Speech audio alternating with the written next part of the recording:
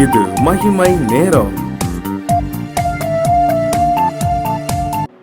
ஆண்டவராகிய இயேசு கிறிஸ்துவின் நாமத்தில் உங்களை அன்போடு வாழ்த்தி வரவேற்கிறேன். ஒரு நிமிடம் ஜெபிப்போம். இரக்கமுள்ள நல்ல ஆண்டவரே, இதோ நாங்கள் உம்முடைய சமூகத்தில் வந்திருக்கிறோம். இறங்கி ஒவ்வொருவரிலும் உம்முடைய சித்தத்தை 100% நிறைவேற்றி அருளும் என்று உம்மிடத்துல இரக்கம் கேட்கிறோம் எங்கள் ஜீவனுள்ள தகப்பனே. ஆமேன். உபாகமம் 11வது அதிகாரம் 26வது வசனம். இதோ இன்று நான் உங்களுக்கு முன்பாக ஆசீர்வாதத்தையும் சாபத்தையும் வைக்கிறேன் என்று கர்த்தர் சொல்லுகிறதை பாருங்கள். அன்பானவர்களே, நாம் விரும்பினோமோ விரும்பவில்லையோ 2 காரியங்கள் இந்த உலகில் இருக்கிறது. ஒன்று, நமக்கு முன்பதாக ஆசீர்வாதம் இருக்கிறது. இன்னொரு பக்கத்திலே நமக்கு முன்பாக சாபமும் வைக்கப்பட்டிருக்கிறது. அன்பானவர்களே, இந்த ஆசீர்வாதத்தையும் இந்த சாபத்தையும் அடைவது ஒரு மனிதனிடத்தில் இருக்கிறது. அது வைக்கப்பட்டிருக்கிறது. ஆண்டவர் 27வது வசனத்திலே சொல்லுகிறார், இன்று நான் உங்களுக்கு கற்பிக்கிற உங்கள் தேவனாகிய கர்த்தரின் கற்பனைகளுக்கு கீழ்ப்படிந்தீர்களானால் ஆசீர்வாதமும். பிரியமானவர்களே, அடுத்த வசனத்தை பாருங்கள். எங்கள் தேவனாகிய கர்த்தரின் கற்பனைகளுக்கு கீழ்ப்படியாமல் இன்று நான் உங்களுக்கு விதிக்கிற வழியை விட்டு விலகி நீங்கள் அறியாத வேறே தேவர்களை பின்பற்றுவீர்களானால் சாபமும் வரும் என்று எழுதியிருக்கிறதை கவனியுங்கள். பிரியமானவர்களே, 2 காரியங்கள் வைக்கப்பட்டிருக்கிறது. ஒன்று ஆசீர்வாதம், இன்னொன்று சாபம். நம் ஒவ்வொருவருடைய வாழ்விலும் நாம் ஆசீர்வாதத்தை எப்படியாகிலும் சுதந்திரிக்க வேண்டும் என்று சொல்லி பிதாவானவர் இந்த உலகத்தின் மக்களை பார்த்தார்.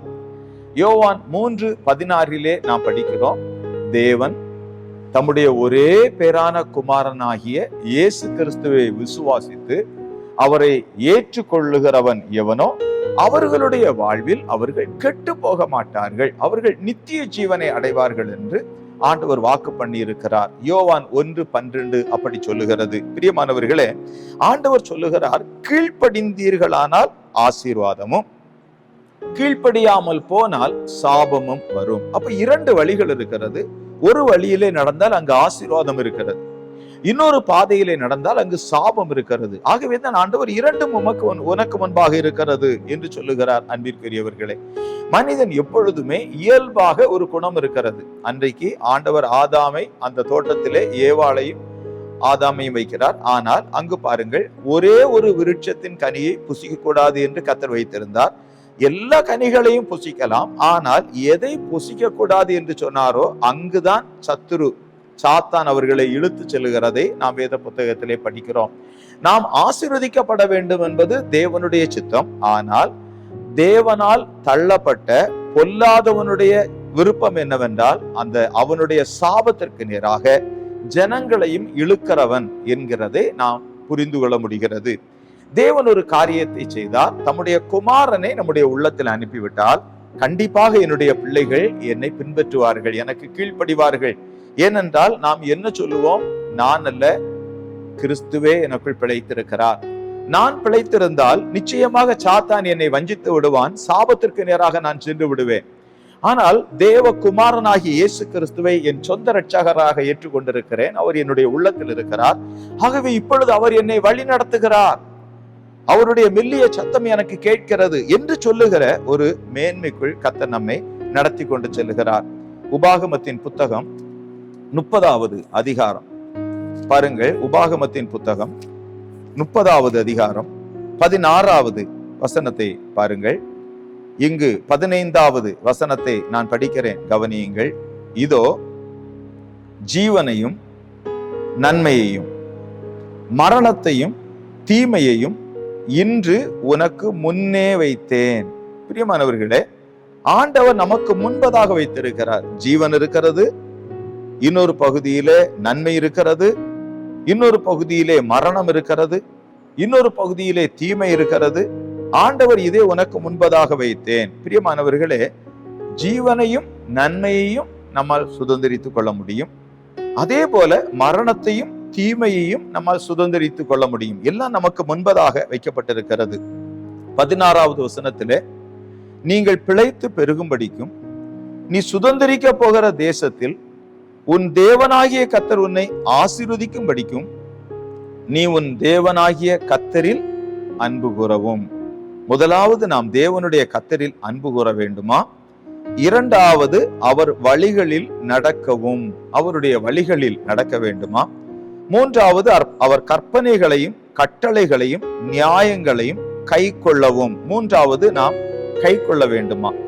நான் இன்று உனக்கு கற்பிக்கிறேன் என்று சொல்லுகிறார் அன்பானவர்களே. ஆகவே ஆண்டவர் நமக்கு வைத்திருக்கிற இந்த ஆசீர்வாதத்தை நாம் சுதந்திரிப்பதற்கு மூன்று காரியத்தை அவர் சொல்லுகிறார். ஒன்று, உன் தேவனாகிய கர்த்தரிடத்தில் நீ அன்பு கூற வேண்டும். இரண்டாவது, நீ அவருடைய வழிகளில் நடக்க வேண்டும். மூன்றாவது, அவருடைய கற்பனைகளையும் கட்டளைகளையும் நியாயங்களையும் கை கொள்ள வேண்டும். இந்த மூன்று காரியமும் நடக்கிறது எப்படி தெரியுமா? தேவ குமாரனாகிய இயேசு கிறிஸ்துவை நம்முடைய சொந்த இரட்சகராக ஏற்றுக்கொள்ளும் போது, அவர் நமக்குள் வந்து வாசம் பண்ணும் போது நம்மிலே ஒரு ஆச்சரியமான காரியத்தை செய்கிறார். நமக்கு இந்த உலகத்திலே வாழுவதற்கு வாய்ப்பு கொடுத்த ஜீவனுள்ள தேவனாகிய கர்த்தரை நம்முடைய முழு இருதயத்தோடும் முழு ஆத்மாவோடும் முழு சிந்தையோடும் முழு பலத்தோடும் அன்பு கூறும்படி செய்கிறார். அல்லேலூயா. அதே போல உன்னிடத்தில் நீ அன்பு கூறுவது போல பிறனிடத்திலும் அன்பு கூறுவாயாக என்று சொல்லி நம்மை போல மற்றவர்களையும் சிநேகிக்க வைக்கிறார். அவருடைய வழிகளில் நடக்க வைக்கிறார். அது மட்டுமல்ல, அவருடைய நியாயங்களையும் கட்டளைகளையும் பிரமாணங்களையும் நம்முடைய மனதிலே எழுதுகிறார். ஏனென்றால் ஆண்டவர் நமக்குள் வாசம் பண்ணுகிறார். பிரியமானவர்களே, பாருங்கள், உபாகமம் 30வது அதிகாரம் 19வது வசனத்தை பாருங்கள். நான் ஜீவனையும் மரணத்தையும் ஆசீர்வாதத்தையும் சாபத்தையும் உனக்கு முன் வைத்தேன் என்று உங்கள் மேல் வானத்தையும் பூமியையும் இன்று சாட்சி வைக்கிறேன். அன்பானவர்களே, ஆண்டவர் இப்பொழுது வானத்தை பூமியை இவைகளை நமக்கு சாட்சி வைக்கிறார். இன்று நான் சாட்சி வைக்கிறேன் என்று சொல்லுகிறார். அப்படின்னா, நீ வானத்தை பார்க்கும்போது ஒரு காரியத்தை உணர்ந்து கொள். உனக்கு முன்பதாக ஜீவனும் இருக்கிறது, மரணமும் இருக்கிறது, ஆசீர்வாதமும் இருக்கிறது, சாபமும் இருக்கிறது.